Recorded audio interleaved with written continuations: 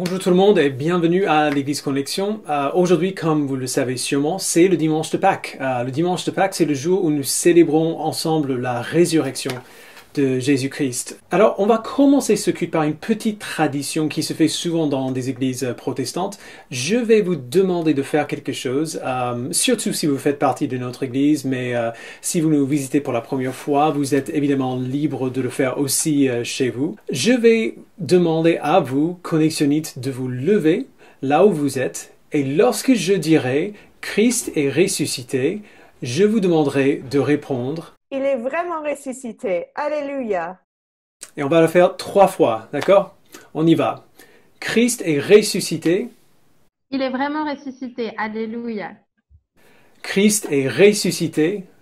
Il est vraiment ressuscité. Alléluia. Christ est ressuscité. Il est vraiment ressuscité. Alléluia. Super. Alors je vais maintenant passer la main à notre chère présidente de culte ce matin, Loane. Bonjour à tous, on est très content de pouvoir se retrouver digitalement pour ce week-end de Pâques. Je voudrais commencer par un temps de prière avec vous. Seigneur Dieu, on te remercie pour ce temps que tu nous donnes à nouveau. Merci parce que nos cœurs ont besoin de prendre ce temps pour se souvenir de ce que tu as fait, de la raison pour laquelle on célèbre Pâques, de ce que ça veut dire, Seigneur. Seigneur, aide nos oreilles à être attentives, notre cœur à être ouvert, Seigneur, à être réceptif à ce que tu veux nous dire aujourd'hui. Fais, Seigneur, qu'on ne soit pas distrait, même si c'est plus difficile vu les circonstances. Et donne-nous, Seigneur, la joie de pouvoir célébrer ensemble ce week-end de Pâques, même si c'est à distance. Au nom de Jésus. Amen. Donc peut-être que vous êtes à la campagne et que vous avez des enfants et vous allez cacher des œufs en chocolat dans le jardin. Peut-être que vous êtes à Paris et que vous avez quand même acheté des petits œufs en chocolat que vous allez cacher dans votre petit appartement et retrouver en 10 secondes. Mais quoi qu'il en soit, on sait en tant que chrétien que ce week-end, c'est pas la fête des lapins en chocolat. Mais avant de parler de Pâques, avec un S, j'aimerais prendre un temps pour voir ce que c'était que la Pâques, qui est venue avant Pâques. Et donc, Jack va lire pour nous un passage dans Exode 12.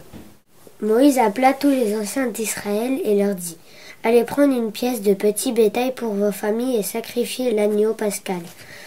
Vous prendrez ensuite un bouquet de branches d'hysope. Vous le tremperez dans le bassin contenant le sang de l'animal et vous toucherez le linteau et les 2 poteaux de la porte avec ce sang. Aucun de vous ne sortira de sa maison jusqu'au matin. Quand l'Éternel passera pour frapper l'Égypte et qu'il verra le sang sur le linteau et sur les 2 poteaux, il passera par-dessus la porte et ne permettra pas aux destructeurs d'entrer dans vos maisons pour frapper. Vous respecterez cela comme une prescription valable pour vous et pour vos enfants à perpétuité.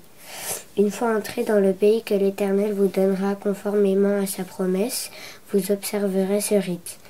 Et lorsque vos enfants vous demanderont « Que signifie ce rite pour vous ?»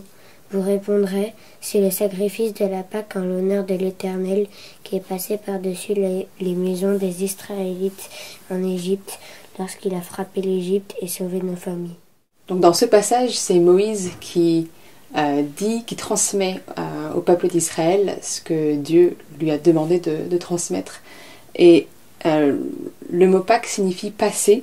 C'est l'Éternel qui va passer au-dessus de ces maisons qui sont recouvertes du sang de l'agneau sacrifié. Cette Pâques des Israélites allait devenir un rite perpétuel, une fête annuelle pour ce peuple d'Israël. Pour qu'ils se souviennent à jamais de la manière dont Dieu les avait délivrés de l'esclavage en Égypte. Mais en cette première Pâque, dans le passage qu'on vient d'entendre dans Exode, le peuple est amené à fêter ce qui n'est pas encore arrivé, puisque les instructions que Moïse transmet au peuple, tout ça se passe avant le 10e et dernier fléau en Égypte. Et donc c'est avant de voir cette délivrance, c'est une manière d'anticiper déjà la fin de leur souffrance en Égypte. Et donc, c'est une manière pour eux, bien sûr, de montrer toute la confiance en Dieu qu'ils peuvent avoir. Dieu qui est ce grand libérateur pour le peuple et qui va les amener à sortir d'Égypte, à être libres vraiment de l'esclavage qu'ils subissaient en Égypte.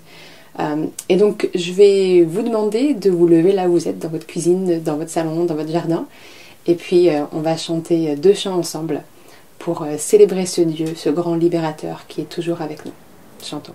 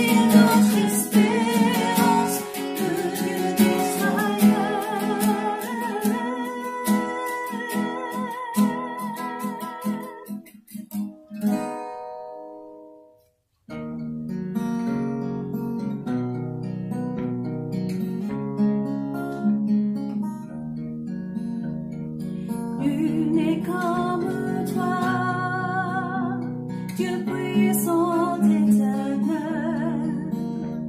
Tu nous as consolés, tu nous as relevés. Ton amour est si fort pour restaurer, sauver. Tu es merveilleux dans tout ce que tu fais. Tu es merveilleux dans tout ce que tu fais. Nul n'est comme toi, un père et un ami, si tendre et si patient. Tu corriges et conduis, toujours à nos côtés, toujours pour nous aider. Tu es merveilleux dans tout ce que tu fais. Tu es merveilleux dans tout ce que tu fais. Nul n'est comme toi, Dieu d'amour et de paix, justice et vérité. En toi tout est parfait, lumière et sainteté, splendeur et majesté. Tu es merveilleux dans tout ce que tu fais. Tu es merveilleux dans tout ce que tu fais. Tu es merveilleux dans tout ce que tu es. Mon Père et mon Sauveur, mon ami, mon Seigneur. Tu es merveilleux dans tout ce que tu es. Tu es merveilleux dans tout ce que tu es.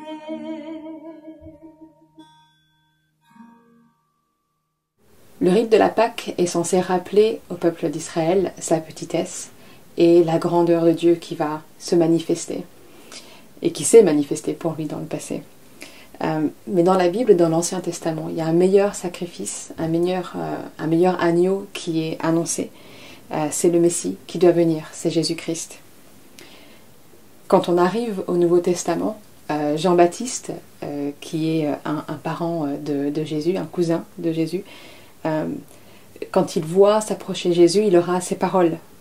Dans Jean 1, 29, on lit « Il vit Jésus s'approcher de lui et dit « Voici l'agneau de Dieu qui enlève le péché du monde. » Jésus lui-même, lorsqu'il est dans la synagogue et qu'il lit un passage d'Ésaïe, affirme que cette parole est accomplie en lui. Il est le Messie, c'est lui l'agneau de Dieu. Jésus est l'agneau parfait, le sacrifice ultime.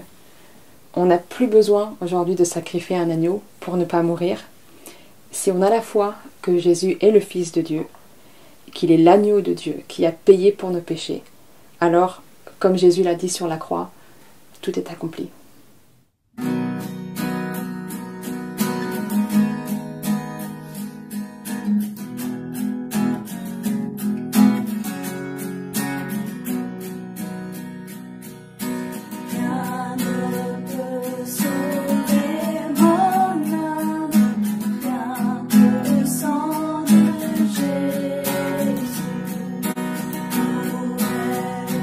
Je te réclame.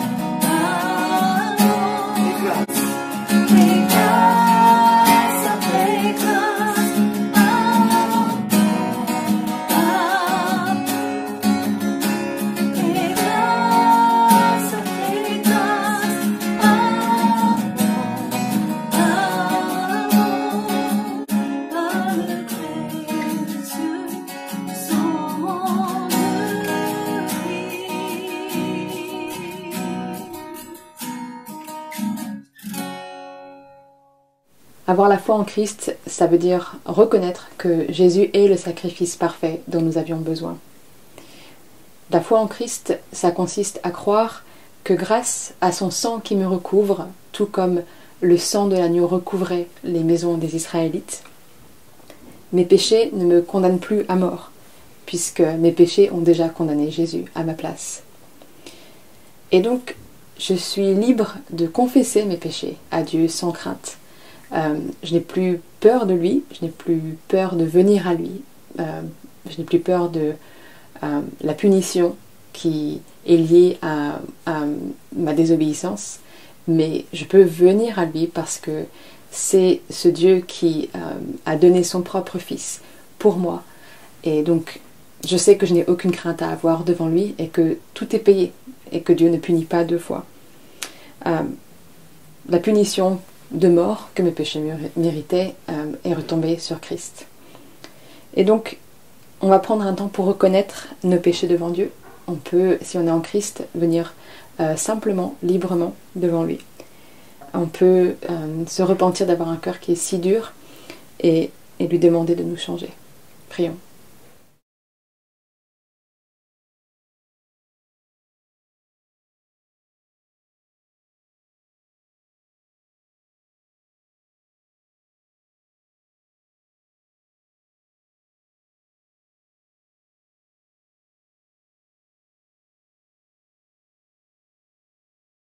Vous le savez en effet, ce n'est pas par des choses corruptibles comme l'argent ou l'or que vous avez été rachetés de la manière de vivre dépourvue de sens que vous avez transmise vos ancêtres, mais par le sang précieux de Christ qui s'est sacrifié comme un agneau sans défaut et sans tache.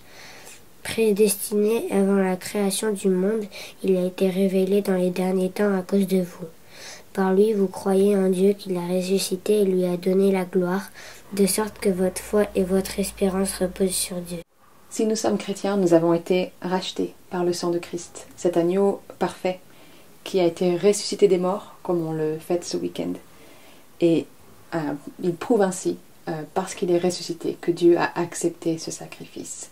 Et aujourd'hui, ce qu'on va célébrer, c'est que après avoir subi la croix, après avoir été dans le tombeau, le 3e jour, il est ressuscité et il vit aujourd'hui encore.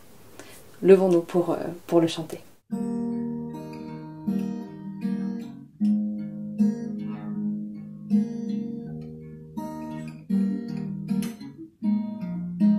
Bien plus qu'un enfant dans une étable, devant qui les rois mages se prosternaient, bien plus que le Fils de Dieu venu du ciel.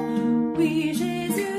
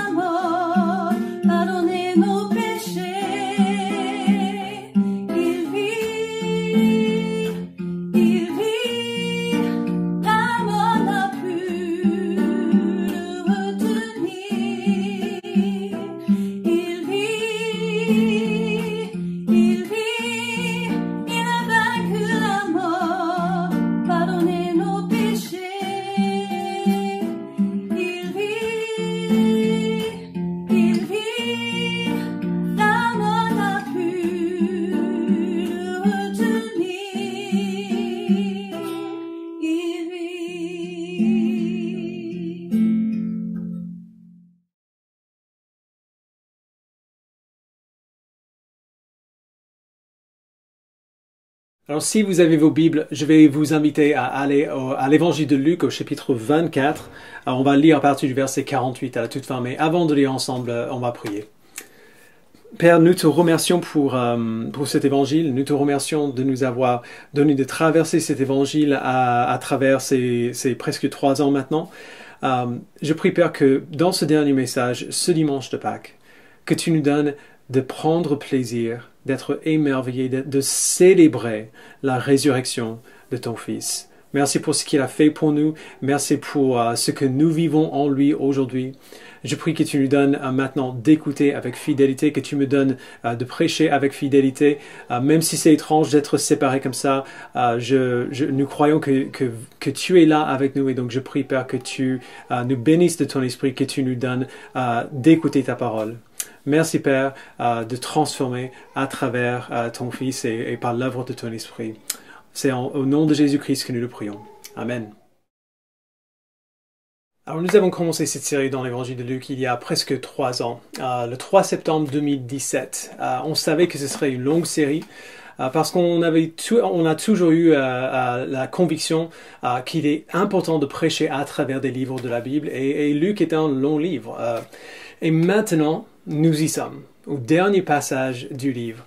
J'aurais évidemment tellement aimé être avec vous pour le terminer, mais Dieu est avec nous, alors nous sommes quand même ensemble.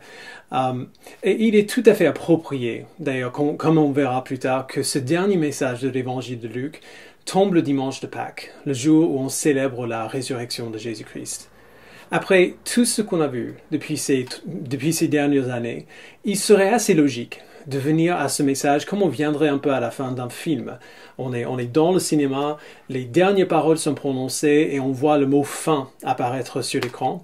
On pourrait imaginer un peu la même chose ici parce que c'est là où l'histoire prend fin. Et en fait, c'est faux. Comme on dit depuis longtemps maintenant, voici l'endroit où la prochaine partie de l'histoire commence. Alors, on va lire un autre passage dans un instant. Si vous vous en souvenez, Jésus est ressuscité d'entre les morts après sa crucifixion. Il a apparu à ses disciples qui étaient terrifiés de le voir vivant. C'est impressionnant de voir quelqu'un qui a été brutalement tué debout et en bonne santé dans ton salon. Jésus les a rassurés qu'il est bel et bien réel, ce n'est pas un fantôme, et il leur a expliqué tout ce qui s'est passé. Il a ouvert leur intelligence afin qu'ils comprennent les Écritures, et il leur a montré que tout ce qui s'était passé, c'était le plan dès le départ. Il est venu pour souffrir, il est venu pour mourir, et il est venu pour ressusciter. C'est ça qu'on a vu dimanche dernier. Et ensuite, il leur donne leurs ordres. Ils doivent partir et proclamer la repentance pour le pardon des péchés à toutes les nations, à commencer par Jérusalem. Il les envoie comme ses messagers. Et c'est pour cela qu'on les appelle apôtres maintenant d'ailleurs.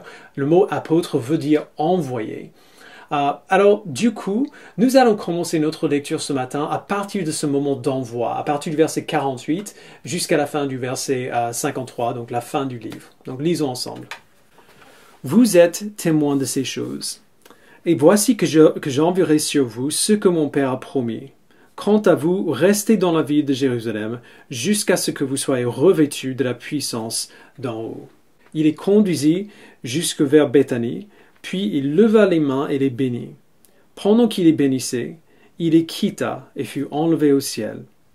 Quant à eux, après l'avoir adoré, ils retournèrent à Jérusalem remplis d'une grande joie. Ils étaient constamment dans le temple, louant et bénissant Dieu. Alors, dans ce dernier court passage, nous voyons 2 choses qui vont caractériser les apôtres à partir de maintenant.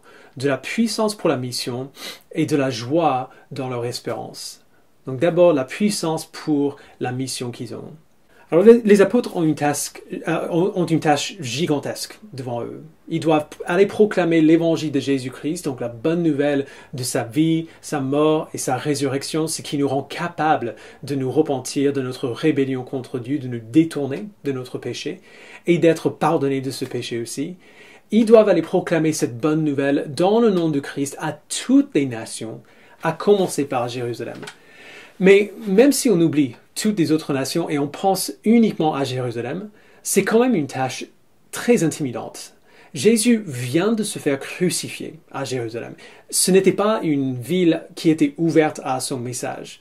Et les disciples n'avaient aucune indication qu'entre la crucifixion de Jésus et maintenant, les choses se sont améliorées.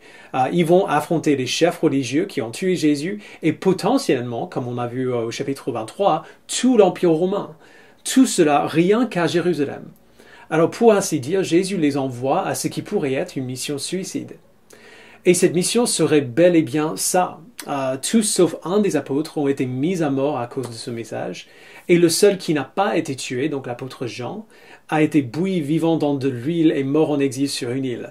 Donc c'est quand même une mission très chargée de gravité et de danger. Alors maintenant, prenez cet avenir qui attendait ces hommes, cet avenir qui soupçonnait sûrement, et mettez-le à côté de ce qu'on connaît d'eux jusqu'ici. Ces hommes sont partis en courant après l'arrestation de Jésus. Ils étaient totalement absents pendant sa crucifixion, tous sauf un, probablement Jean, mais Luc ne le mentionne pas ici. Ils étaient terrifiés à l'idée de finir comme Jésus et ils se sont cachés dès qu'ils pouvaient le faire. Qu'est-ce qui pourrait faire que ces lâches soient capables de faire face à la persécution, à la ridicule et peut-être à la mort qui les attendrait s'ils faisaient ce que Jésus dit? Ils ne pourraient jamais le faire seuls. Et c'est pour cela que Jésus dit au verset 49, « Et voici que j'enverrai sur vous ce que mon Père a promis. Quant à vous, restez dans la ville de Jérusalem jusqu'à ce que vous soyez revêtus de la puissance d'en haut. » Alors, ça semble un peu méchant peut-être de la part de Luc de mentionner ce pouvoir, mais de jamais décrire ce pouvoir dans son évangile. Mais c'est fait exprès en fait. Cet évangile, comme on a dit à plusieurs reprises, c'est la première partie d'une histoire en deux parties.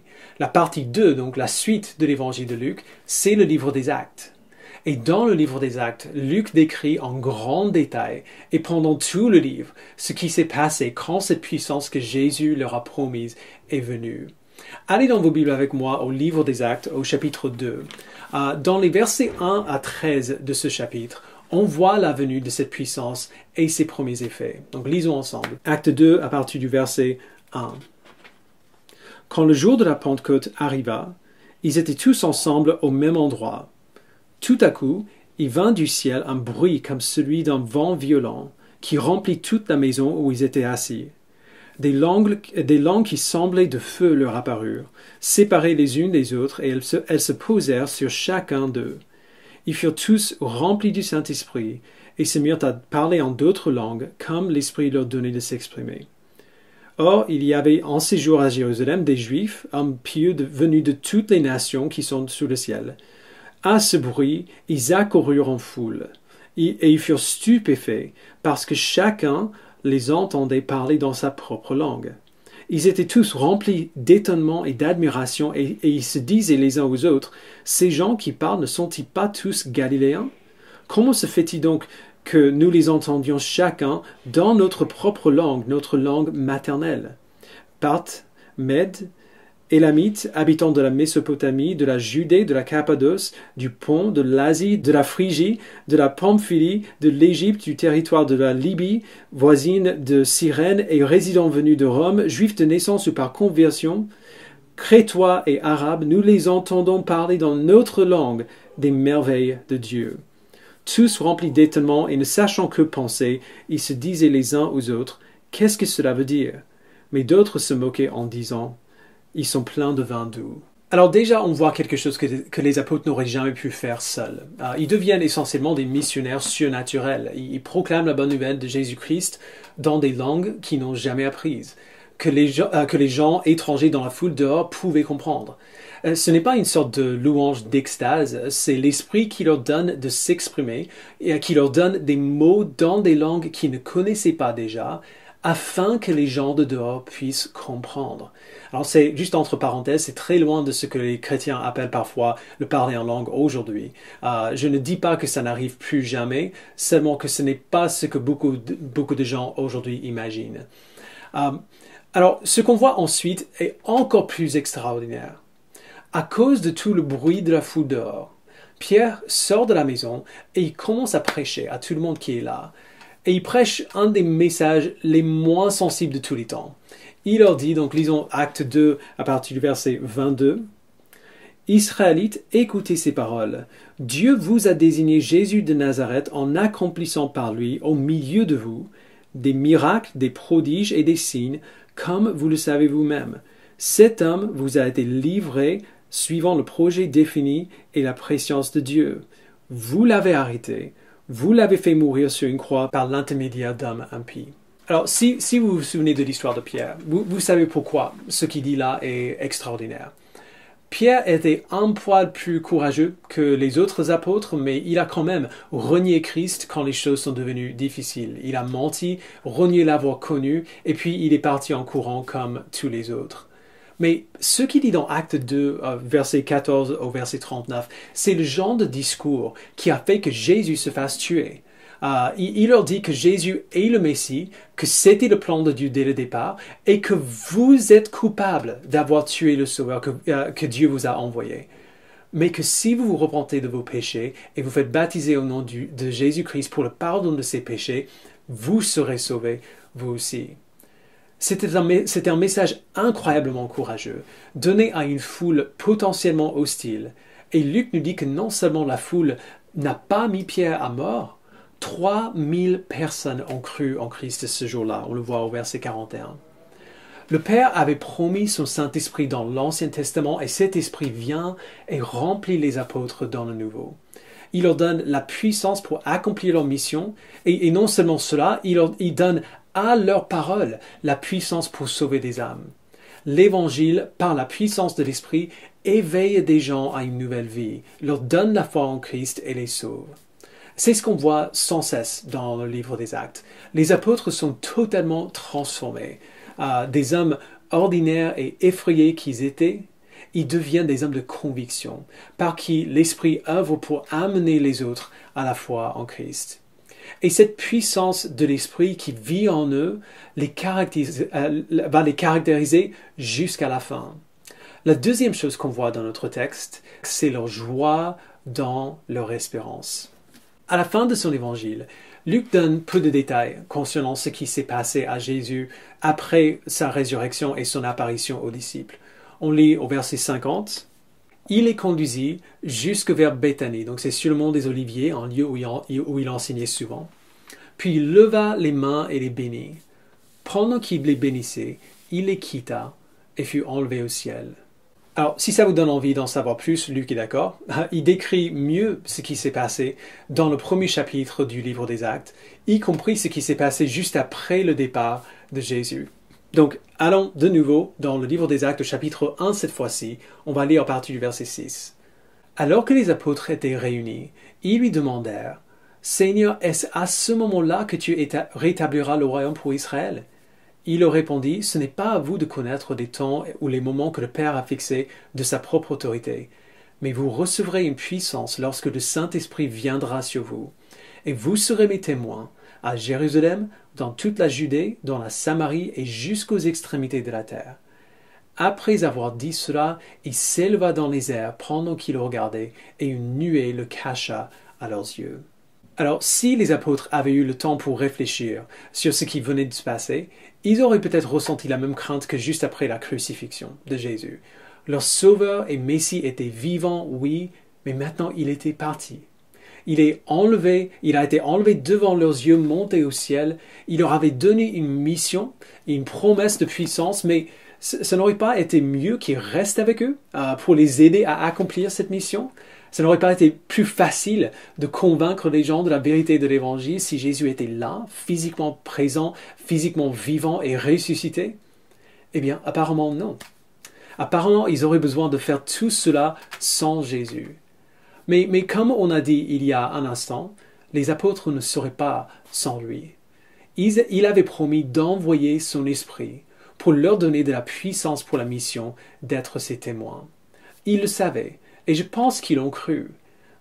Mais quand même, ils aimaient Jésus. Il était leur maître, leur Seigneur, et ils avaient passé quasiment chaque moment avec lui depuis 3 ans. Le voir disparaître comme ça, à ne plus jamais revenir pendant leur vie, sûrement, s'ils n'étaient pas remplis de crainte, ils étaient au moins remplis de tristesse. Sûrement, ils ont désiré qu'il reste là avec eux. Sinon pour sa puissance, au moins pour le simple plaisir de pouvoir le voir. Mais Luc nous dit au verset 10 et 11, « Et comme ils avaient les regards fixés vers le ciel pendant qu'ils s'en allaient, 2 hommes habillés de blanc leur apparurent et dirent, « Hommes de Galilée, pourquoi restez-vous à regarder le ciel? Ce Jésus qui a été enlevé au ciel du milieu de vous reviendra de la même manière que vous l'avez vu aller au ciel. » J'adore ces versets. Ces 2 hommes habillés en blanc, au cas où vous ne l'avez pas encore deviné, ne sont pas des anges, ne sont pas des hommes, mais des anges. Et ils n'ont pas le temps pour du sentimentalisme. Il n'y a pas de place ici pour la tristesse sur le départ du Sauveur. Parce qu'il avait promis d'être avec eux toujours jusqu'à la fin du monde, on voit dans Matthieu 20, par son esprit qui vivrait en eux. Et comme disent les anges au verset 10, sa présence spirituelle n'était pas la seule présence sur laquelle les disciples pouvaient compter. Ce Jésus qui a été enlevé au ciel du milieu de vous reviendra, de la même manière que vous l'avez vu aller au ciel. Alors pour ceux qui se posaient la question, je sais que ça peut sembler bizarre de célébrer le dimanche de Pâques de cette manière. La fin de Luc 24 et le début du livre des Actes ne parlent pas spécifiquement de ce qu'on dit d'habitude le dimanche de Pâques. Pâques, c'est le moment de chaque année où on prend du temps pour spécifiquement contempler et nous réjouir en la résurrection de Christ, spécifiquement en la résurrection.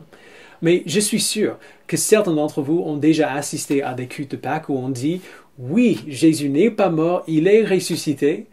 Et puis on oublie de parler de ce que ça change en fait, qu'il soit ressuscité. On a vu la première partie de ce que ça change il y a quelques semaines. Et c'est ça qu'on dit d'habitude à Pâques quand on le fait comme il faut en fait. Nous avons péché contre Dieu, sans exception, tous les êtres humains, et nous méritons tous par conséquence sa juste colère. Mais lorsque Jésus est mort à la croix, il a pris les péchés de son peuple sur lui-même, et il s'est fait tuer pour ses péchés à notre place. Quand il est mort, notre péché est mort avec lui à la croix. Alors notre rébellion contre Dieu dont chaque être humain est coupable, sans exception, cette rébellion ne nous condamne plus. Dieu a déjà puni ses péchés parce qu'il a puni Christ à la croix. Alors nous n'avons plus besoin de craindre la colère de Dieu contre nous. Il n'a plus de colère pour son peuple. C'est ce qui s'est passé quand Jésus est mort. Quand il est ressuscité, il a prouvé que non seulement il a vaincu le péché, il a vaincu la mort elle-même. Et le résultat, la mort, c'est le résultat ultime du péché dans ce monde. Et à sa résurrection, Jésus a appliqué cette victoire à nous. Il nous a donné sa vie parfaite en échange de nos péchés. Et donc non seulement Dieu pardonne nos péchés, il nous déclare aussi parfaits et justes que Jésus-Christ lui-même. Alors tout ça qu'on voit depuis plusieurs semaines ne sont que la première partie de ce qu'on célèbre le dimanche de Pâques. La deuxième partie se trouve à la fin d'Acte 1, verset 10. Ce Jésus qui a été enlevé au ciel du milieu de vous reviendra de la même manière que vous l'avez vu aller au ciel.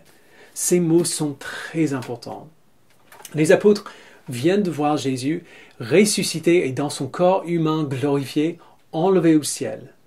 Et les 2 anges disent aux apôtres que Jésus reviendra de la même manière qu'il est parti.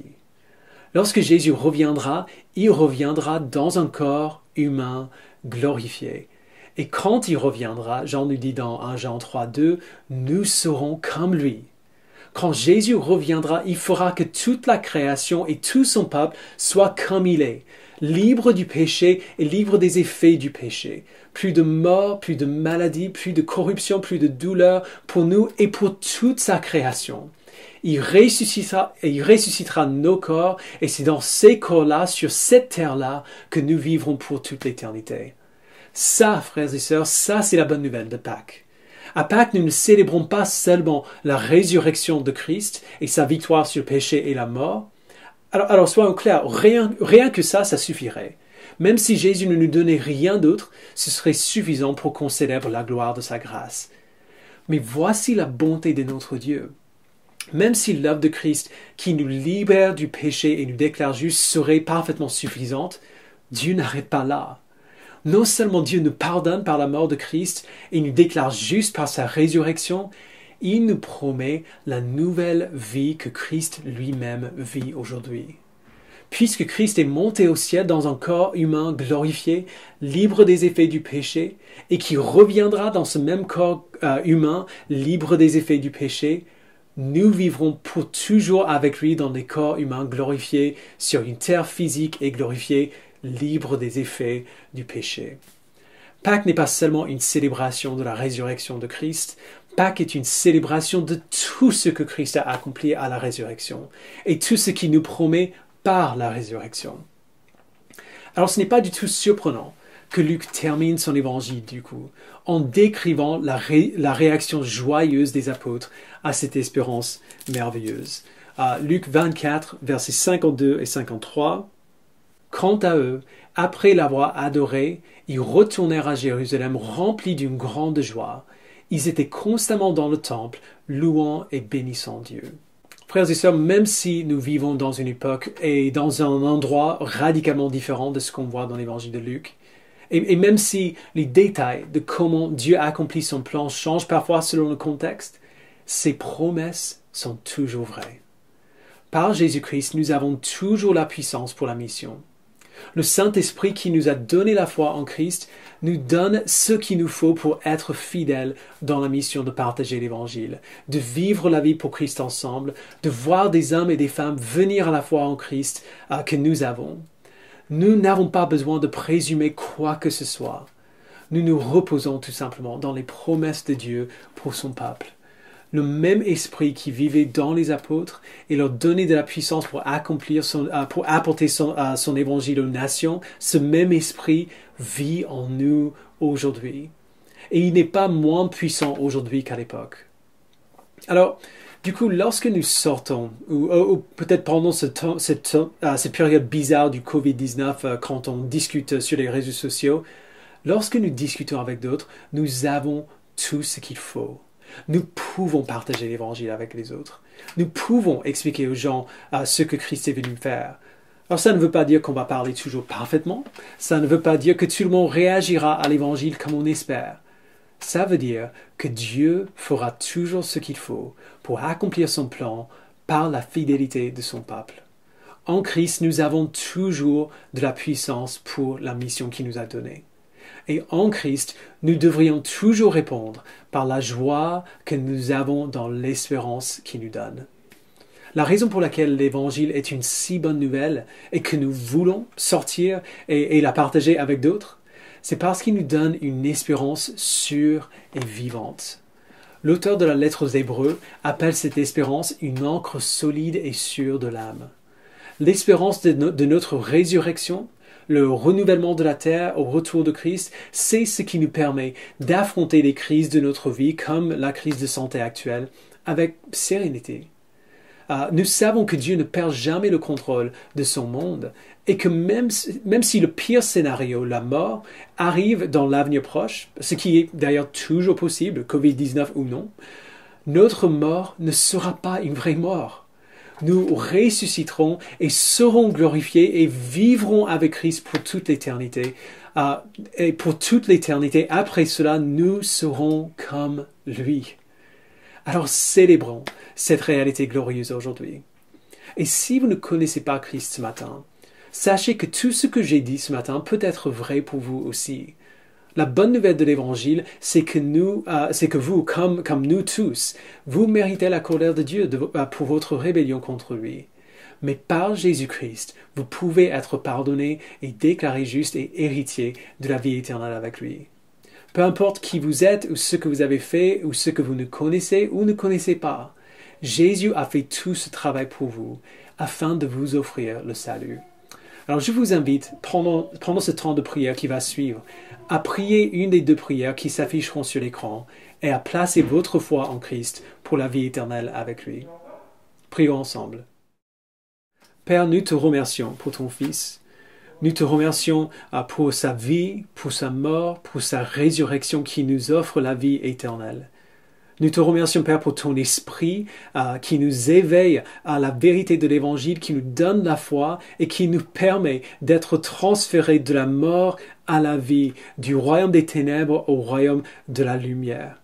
Merci Père pour le sacrifice de Jésus-Christ pour nous. Je prie pour tous ceux qui ne le connaissent pas, qu'ils puissent placer en lui leur foi ce matin, qu'ils puissent venir à toi sans hésitation et sans crainte, mais avec confiance que Jésus a vraiment tout accompli, qu'il est vraiment mort pour eux, qu'il est vraiment ressuscité pour eux, et qui peuvent se confier en toi aujourd'hui.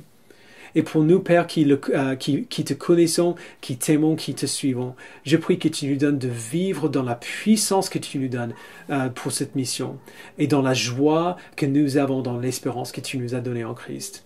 Merci pour l'évangile de Luc. Merci pour Luc qui l'a écrit et l'Esprit qui a inspiré ces paroles. Je prie, Père, que tu nous donnes de vivre avec une pleine connaissance de qui est ton Fils, ce qu'il est venu faire et ce que nous avons en lui grâce à son œuvre. Merci, Père. Au nom de Jésus-Christ, nous le prions. Amen.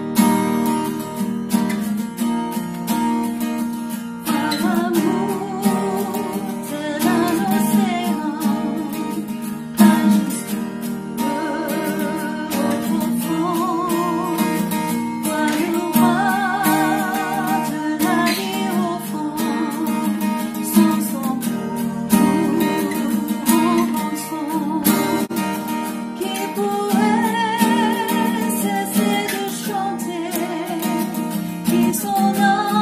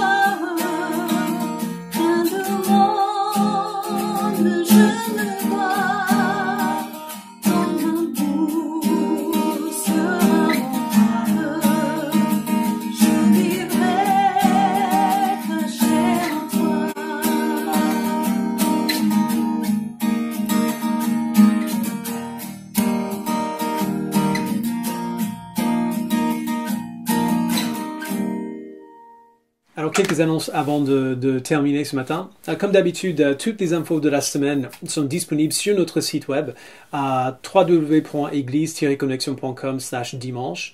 Pour toutes les annonces qui vont suivre, vous pourrez trouver les liens qu'il faut pour vous joindre aux responsables de chaque activité afin de pouvoir y participer. D'ailleurs, à ce même lien, nous mettons à votre disposition une salle Zoom juste après les cultes aujourd'hui, afin que vous puissiez discuter avec vos frères et sœurs en Christ et pourquoi pas manger ensemble après le culte.